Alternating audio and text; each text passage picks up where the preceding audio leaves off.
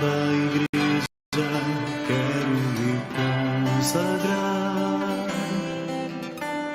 No coração da igreja quero ser o amor. No coração da igreja.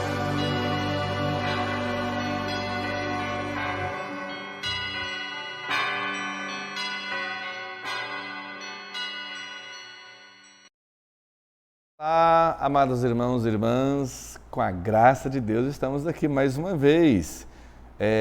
Nós estamos na segunda parte, né, do catecismo, né? A segunda parte do catecismo, estamos na quarta ou na quinta aula, né, Adilto? Quinta, né? Acho que é quinta. Vamos ver, vai aparecer embaixo aí no link o número certo. Importante é que a gente estamos aqui. Então, lembrando que a gente fez uma playlist, estão organizando uma espécie de playlist da primeira parte, que é a parte que a gente chama de dogmática, baseada nos artigos do nosso credo, os 12 artigos do credo, que é a parte mais longa do catecismo. Então, a gente entrou na segunda parte, que é a parte sacramental, né? Nós falamos na última aula, né, do celebrar a liturgia, de quem celebra. Hoje, a pergunta é como celebrar. Então vamos começar rezando e pedindo a inspiração e a sabedoria do Espírito Santo para que todos nós possamos compreender, né? Lembrando sempre, gente, isso aqui é uma motivação para você ler o catecismo. Mais importante do que aquilo que eu falo é você ler o catecismo, que é um livro maravilhoso para a gente conhecer a nossa fé, tá bom? Em nome do Pai, do Filho e do Espírito Santo. Amém. Ó vinde Espírito Criador, as nossas almas visitai, e enchei os nossos corações com vossos dons celestiais. Vós sois chamado intercessor do Deus excelso, dom sem par, a fonte viva, o fogo, o amor, a unção divina e salutar. Sois o doador dos 7 dons e sois poder na mão do Pai. Por ele prometido a nós, por nós seus feitos proclamais. A nossa mente iluminai, os corações encheis de amor, nossa fraqueza encorajai, qual força eterna e protetor. Nosso inimigo repeli, concedei-nos vossa paz, se pela graça nos guiais, o mal deixamos para trás. Ao Pai e ao Filho Salvador, por vós possamos conhecer, que procedeis do seu amor, fazei-nos sempre firmes crer. Glória ao Pai, ao Filho e ao Espírito Santo, como era no princípio, agora e sempre. Amém. Muito bem, já dissemos, né, nós estamos no Catecismo, número 1145. Né? Como celebrar? Né? Essa é a pergunta. Começa aqui falando dos sinais e símbolos. Deixa eu falar alguma coisinha, depois a gente retoma ali o Catecismo, né? Sinais. Os sinais parte disso porque é uma realidade antropológica, que está por trás dos sacramentos, né? Cristo, ao instituir aqueles sinais escolhidos, ele estava respeitando o quê? A verdade antropológica, né? Muito concreta, né? Em primeiro lugar, são sinais, né, do mundo dos homens, né? Vamos ver aqui o que diz o número 1146, diz assim: sinais do mundo dos homens, é o que eu acabei de falar, né? Na vida humana, sinais e símbolos ocupam um lugar importante, sendo o homem um ser ao mesmo tempo corporal e espiritual, exprime e percebe as realidades espirituais por meio de sinais, de símbolos materiais. Como ser social, o homem precisa de sinais e de símbolos para se comunicar com os outros, pela linguagem, por gesto, por ações. O mesmo é válido para a sua relação com Deus, né? Então agora o número 1147, né? Deus começa assim, né? Deus fala ao homem por intermédio da criação visível, né? O cosmo material apresenta-se à inteligência do homem para que este leia nele os vestígios de seu Criador. A luz e a noite, o vento e o fogo, a água e a terra, a árvore e os frutos falam de Deus. Simbolizam simultaneamente sua grandeza e sua proximidade, né? Aqui os místicos chamam de contemplação física, né? Isso aqui é o que os místicos então chamam de, né, essa contemplação física. Antes de entrarmos na contemplação dos mistérios salvíficos, podemos enxergar Deus na criação. Atenção, um parênteses importante aqui sobre a criação, né? Criação, em termos mesmo teológicos agora, espirituais para nós, não significa a mesma coisa que natureza e ecologia do que falam hoje, entendeu? Precisa separar um pouquinho a coisa. Por quê? Né? Dizer criação, né, hoje não é essa mesma coisa que ecologia e natureza, né? Vamos pegar aqui o exemplo franciscano, de São Francisco de Assis, melhor dizendo. São Francisco de Assis nunca usou a palavra natureza e hoje fica colocando palavras na boca dele. Ele sempre usava a criação, falava da criação, as criaturas, depois é cântico das criaturas, não é cântico da natureza. Porque isso tem diferença, quer ver? Porque quando você fala natureza, pode, na palavra natureza, pode, nem sempre é, mas pode dar a ideia de uma coisa que existe por si mesma. Então não é criada, entendeu? Criação ou criatura, né, é algo que existe porque existe um Criador. Então, quando São Francisco fala de criaturas e criação, ele está se referindo ao Criador, algo criado. Então, ali você contempla na criação o Criador, entendeu? Porque a gente prefere usar a palavra criação ao invés de natureza, né? Olhar aquilo que o Criador deixou na sua criatura, na criação, né? É olhar os rastros que Deus deixou naquilo que Ele criou, né? Então, isso é importante porque foi dessas coisas criadas que Jesus tirou os sacramentos, os sinais sacramentais, e a igreja os sacramentais, né? Então, vou dar um exemplo aqui. Por isso que, liturgicamente, na liturgia, já vou dizendo, essa palavra, isso pode, isso não pode, não cabe muito na liturgia, porque você reduz demais a liturgia, é melhor entender o mistério, né? Mas substituir algumas coisas é perigoso, sabe? Não é que é proibido, mas, por exemplo, substituir uma vela, né, de cera, sei lá, de coisa que arde e se consome ao ser acesa, por uma vela, uma luz artificial, por exemplo. Não está próximo daquilo que é criado, entendeu? Da criação, né? A vela se derretendo tem um simbolismo, né? Então, por isso que eu falei, não é que é proibido, mas de preferência, sim. Ou um outro exemplo, por exemplo, flores na liturgia. Na liturgia, estou falando flores para a liturgia. De preferência, flores verdadeiras, não flores de plástico morta. Isso é a coisa mais importante? Não é. Mas tudo isso para dizer que é a criatura, algo vivo da natureza, né? Tá bom, gente? É só esse parênteses que eu acho que seria muito importante. O número 1148 do Catecismo, né, fala dos símbolos da vida social, né, do homem, né? Vamos ler aqui, quer ver o que vai dizer? Como criatura, essas realidades sensíveis podem se tornar o lugar de expressão da ação de Deus que santifica os homens e da ação dos homens que prestam seu culto a Deus. Acontece o mesmo com os sinais e os símbolos da vida social dos homens. Por exemplo, o lavar, o ungir, o partir o pão. Percebe que a liturgia tira essas coisas, pega, né, essas coisas da vida também social do homem, o lavar as mãos, o ungir, dá outro sentido para isso, né? O partir o pão, e partilhar o cálice, isso tudo pode exprimir a presença santificante de Deus e a gratidão do homem diante de seu Criador, né? E daí no número 1149 fala das religiões comparadas, né?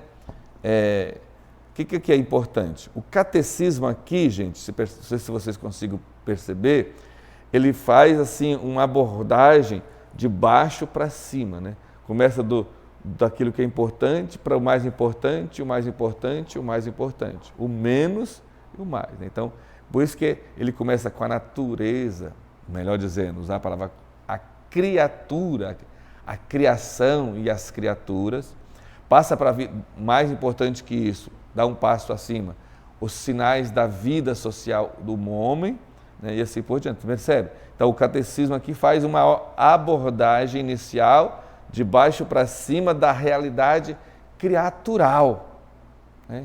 Existe uma hierarquia, ele começa do mais baixo para cima. Até aqui então a igreja está o quê? Está atestando que existe uma verdade antropológica por trás dos sacramentos. Mais uma atenção importante, atenção. Não se trata aqui, quando fala de natureza, de naturalismo.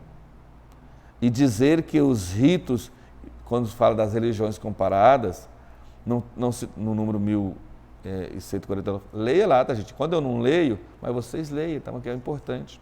Talvez você dê outra interpretação para isso, mas tem que ser sempre a interpretação da igreja, né?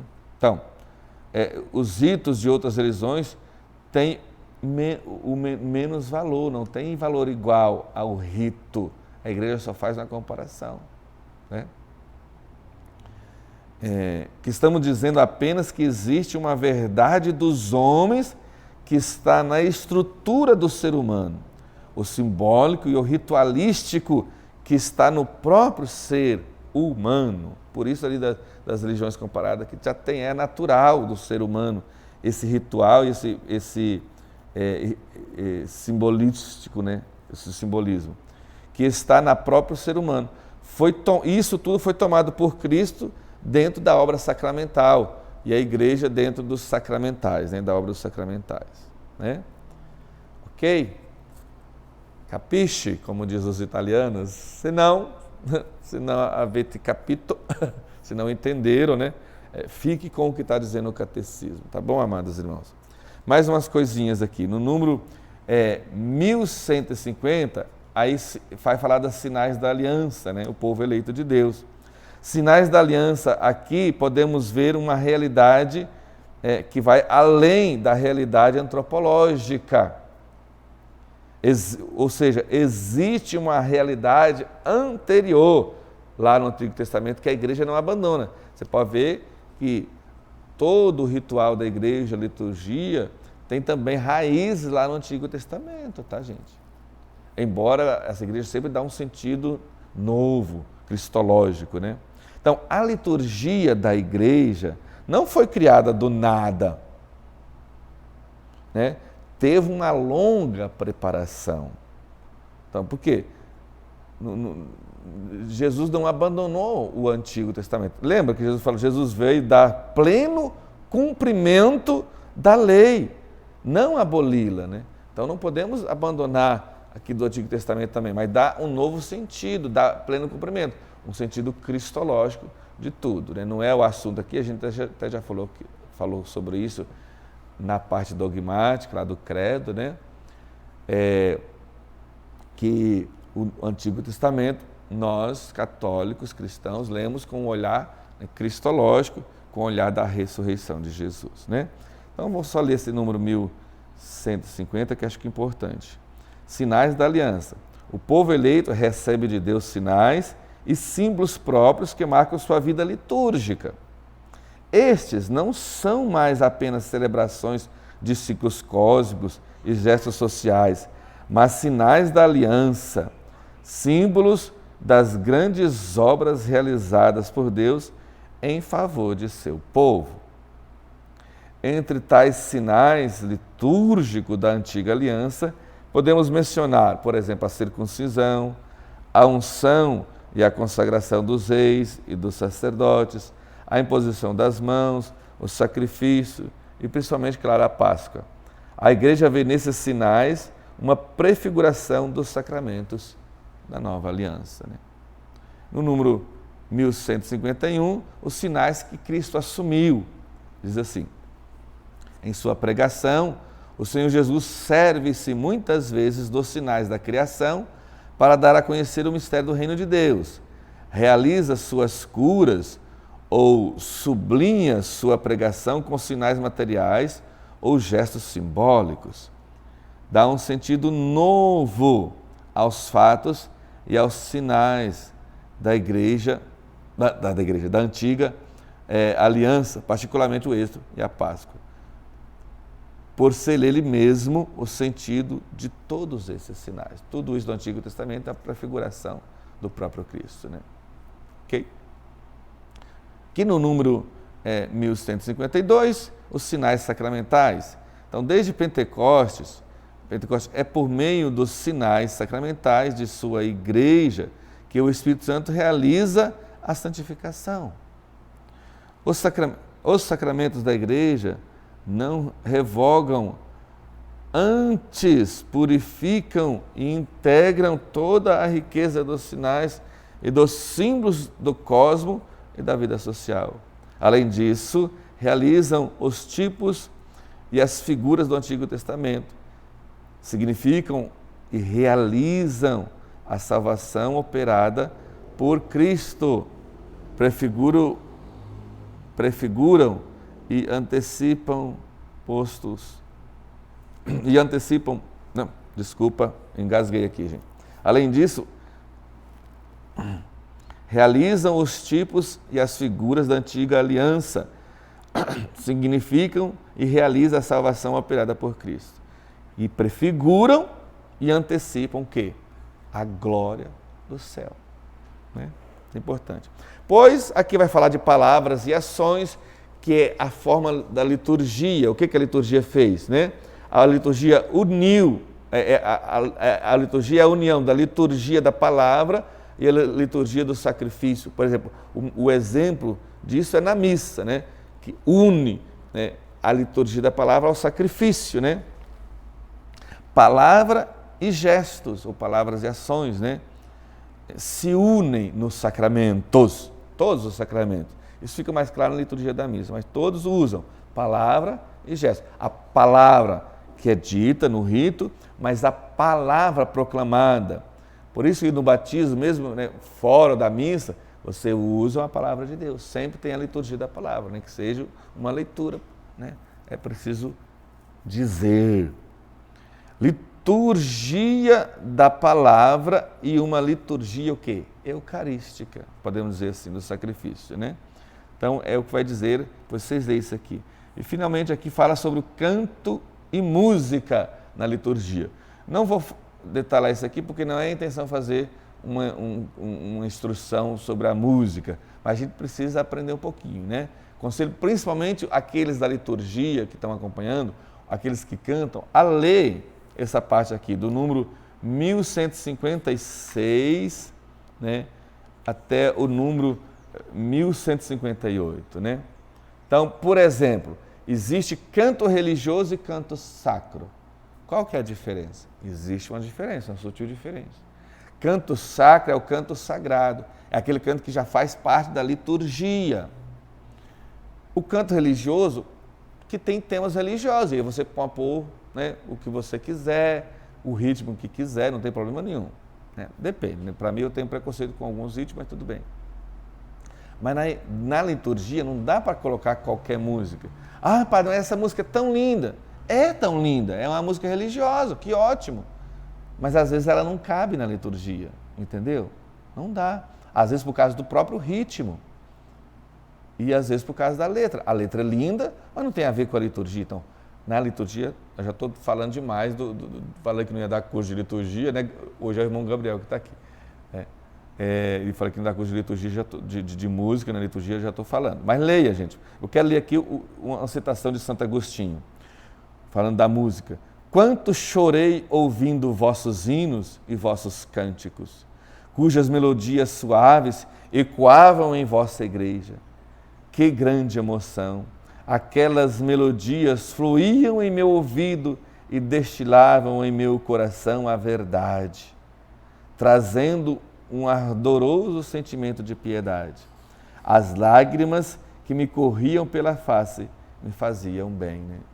Como é bom, né? Como faz bem e como ajuda a entrar no mistério, a celebrar uma música na liturgia bem cantada, né? Bem preparada. Né? A harmonia dos sinais, canto, música, palavra e ações é aqui mais expressivo e fecundo por se exprimir a riqueza cultural também, né? Tá bom? E por fim, as santas imagens. Não vou falar tanto sobre isso aqui, mas só algumas coisinhas, né?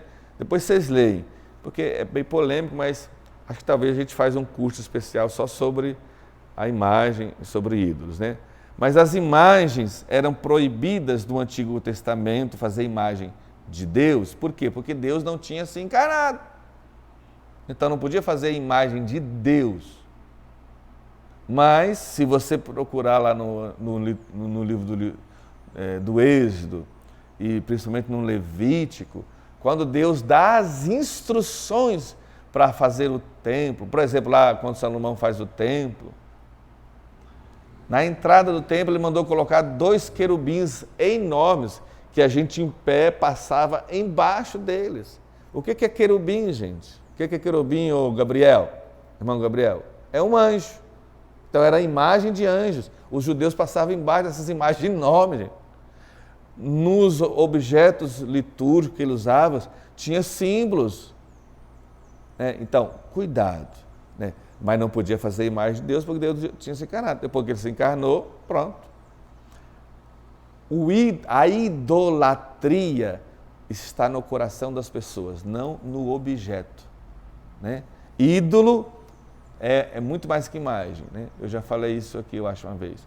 Ídolo é um Deus que o homem cria para servir ao próprio homem, né? Que faça a minha vontade.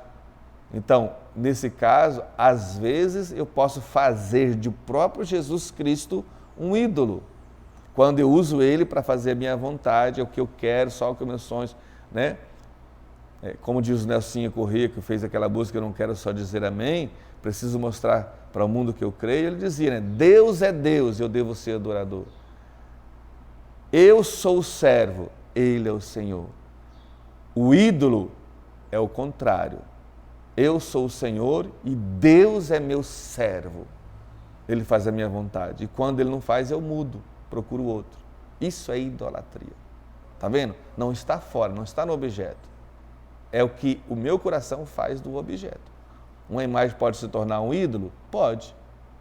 Não por si própria, mas se eu, Marcelo, faço dela um Deus, um ídolo. Deus não pode ser feito, né? Para me servir.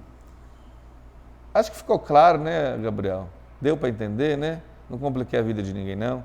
Então, estou resumindo isso aqui. Leia isso aqui que vai falar da beleza das imagens, que é um Deus que dá o dom para a pessoa fazer imagens de escultura, né? Está lá no livro de Levítico, né? Eu chamei Obed e sua família, ele constitui com o Espírito Divino para que construísse todo tipo de esculturas e assim por diante, né? Tá bom? Então é isso, amados irmãos. Vamos ficando por aqui, porque depois vocês leem isso aqui, tá bom? Hoje é por isso. Agradeço, né, a você, paciência conosco, né? Reze por nós e vamos continuar. Leia o catecismo, né? Isso aqui é só, repito, um incentivo para que você leia. Bom, amados irmãos, vamos dar a bênção então. O Senhor esteja convosco, Ele está no meio de nós. Por intercessão da Virgem Santíssima e São João Paulo II, abençoe-vos o Deus Todo-Poderoso, Pai, Filho e Espírito Santo. Amém. Deus abençoe você.